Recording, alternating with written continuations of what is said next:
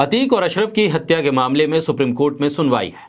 इसके साथ ही उत्तर प्रदेश में 2017 से लेकर अब तक 183 एनकाउंटर की जांच की मांग पर भी सुप्रीम कोर्ट सुनवाई कर रहा है। अतीक और अशरफ की जिस तरह से पुलिस की मौजूदगी में हत्या की गई, उसने कई सवाल खड़े किए। सवाल तो इस बात का भी है कि जिस अस्पताल में अतीक और अशरफ का मेडिकल होना था, उस अस्पताल को भी जानकारी नहीं थी कि पुलिस इन दोनों को लेकर वहां आ रही है। और फिर जिस तरह से अतीक और अशरफ की गुजरात से लेकर इलाहाबाद तक मीडिया के सामने परेड कराई गई, उसने इस हत्याकांड पर शक गहरा दिया है। सबसे बड़ा सवाल तो इस बात पर भी है कि अतीक और उनका परिवार लगातार हाईकोर्ट से लेकर सुप्रीम कोर्ट तक जाकर गुहार लगा रहा था कि उनकी जान को खतरा है, सुरक्षा दी जाए। लेकिन न्याय के दरबार में भी सुनवाई नहीं हुई और नतीजा यह हुआ कि अतीक और अशरफ की पुलिस की हिरासत में हत्या हो गई।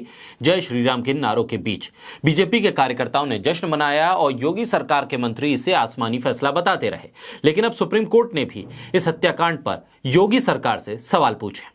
बोलता हिंदुस्तान पर मैं हूं आपके साथ मिर्जा शाकिर अली बेग। अतीक अहमद की हत्या के मामले में सुप्रीम कोर्ट ने यूपी सरकार से स्टेटस रिपोर्ट मांगी है।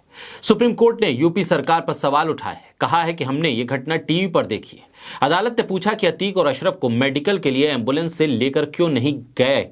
इस सवाल के जवाब में कोर्ट में यूपी सरकार की तरफ से मौजूद वकील मुकुल रोहतगी ने कहा कि हमने मामले की जांच के लिए एसआईटी बनाई है और हाईकोर्ट के पूर्व जज की निगरानी में आयोग गठित करके मामले की जांच हो रही है।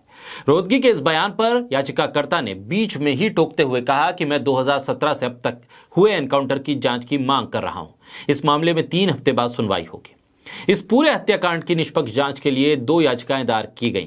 इन 2 याचिकाओं के दायर होने के बाद उत्तर प्रदेश पुलिस ने सुप्रीम कोर्ट में कैविएट दाखिल की और कहा कि इस मुद्दे पर बिना सरकार का पक्ष सुने किसी तरह का कोई फैसला न दिया जाए। पहली याचिका वकील विशाल तिवारी ने दाखिल की, तो वहीं दूसरी याचिका पूर्व आईपीएस अमिताभ ठाकुर ने दायर की। दरअसल 15 अप्रैल को इलाहाबाद के कॉलवन अस्पताल के बाहर पुलिस कस्टडी में 3 शूटर्स ने अतीक और अशरफ को गोलियों से भून दिया। वकील विशाल तिवारी ने अपनी दायर याचिका में इस हत्याकांड की उच्च स्तरीय जांच के लिए सुप्रीम कोर्ट के सेवानिवृत्त न्यायाधीश की अध्यक्षता में समिति गठन करने की मांग की है। वहीं पूर्व आईपीएस अधिकारी ने अपनी दायर याचिका में हत्या के मामले की सुप्रीम कोर्ट या हाईकोर्ट की निगरानी में सीबीआई जांच कराने की मांग की है। उन्होंने लेटर पिटीशन में कहा कि अतीक और अशरफ भले ही अपराधी क्यों ना हो, जिस तरह से उनकी हत्या हुई है, यह घटना राज्य पोषित होने की संभावना को दर्शाती है।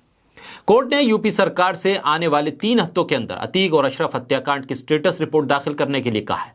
अदालत ने यूपी सरकार को इस मामले में फिलहाल कोई नोटिस जारी नहीं किया है, लेकिन सवाल इस बात का है कि क्या अब सुप्रीम कोर्ट में जब यह मामला पहुंचा है तो अतीक अशरफ हत्याकांड की परतें खुलेंगी। क्या यह साफ हो पाएगा कि आखिर इस पूरे हत्याकांड के पीछे कौन लोग हैं, किसने इन हत्यारों को इतने महंगे हथियार दे दिए और किस तरह से पुलिस ने इन हत्यारों की पहचान तक नहीं की और फिर ये कैसे मीडिया की भेष में वहां पहुंच गए जहां पर अतीक और अशरफ को मेडिकल के लिए ले जाया जा रहा था। आखिर किसके कहने पर इतनी रात में बिना अस्पताल को जानकारी दिए अतीक और अशरफ को पुलिस वाले अस्पताल की तरफ लेकर गए और ऐसे चहलकदमी क्यों करवाई गई? उनकी सुरक्षा में तैनात गाड़ियां कहां थी? क्या जिन गाड़ियों में अतीक और अशरफ को यूपी पुलिस जगह जगह घुमा रही थी, क्या वहां पर उन गाड़ियों में सीसीटीवी कैमरे थे? क्या वो गाड़ियां पूरी तरह से सुरक्षित थी?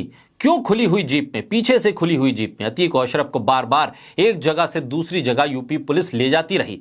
क्या उनको नहीं पता था कि इनकी जान को खतरा हो सकता है, हत्या हो सकती है? लेकिन उसके बावजूद यूपी पुलिस लगातार उनकी सुरक्षा के साथ कोताही क्यों बरतती रही?